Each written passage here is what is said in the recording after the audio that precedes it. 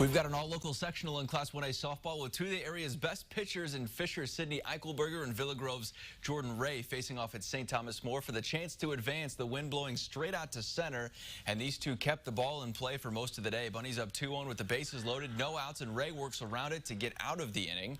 Then it's Eichelberger's turn in the circle for the punch out to escape the frame as well. Outstanding efforts from both of these pitchers, but this was the difference in the game. Maris Eversole lifts a ball in the gap. The Bunnies can't come up with it as the left fielder and center fielder do not catch it. The 2 RBI double, the game winner. The Grovers are moving on with the 3-2 win. They'll take on Salt Fork on Saturday at 10. They switched that game from Friday.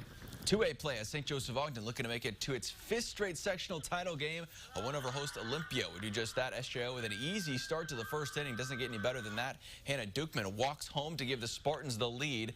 Olympia threatens in the second. They'll even score, but Bailey Dowling makes a great play on a ball, and then the toss to Dukeman at home, who stretches to make the grab. Pressure still on, though, with 2 runners on, and then it's the Alabama commit doing it once again to end the inning, but not quite enough tonight from St. Joseph-Ogden as their season comes to an end. 4-2 the final in that one. Not too far away in Bloomington, SJO baseball in action, taking on the Saints in a pitching optional game. Lots of runs to go around in this one. Adam Frericks with a ground ball, 2 RBIs for him as they take an 11-2 lead in the 4th inning, and they keep adding to it. Sophomore Creighton Burnett led the team on the mound in the regional final win.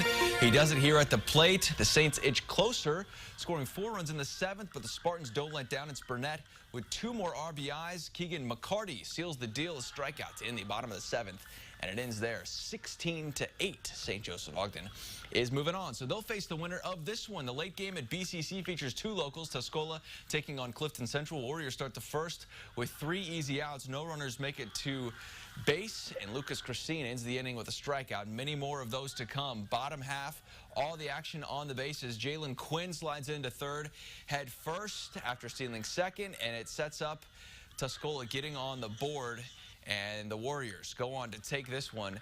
They knock off Clifton Central tonight 8-3. All right, 3A baseball. Regional semi has host Muhammad Seymour welcoming Apollo Conference foe Charleston to town. Trojans down 1-0 with 2 runners on. Laid on the perfect sac bunt, but the throw gets away, allowing the tying run to come home.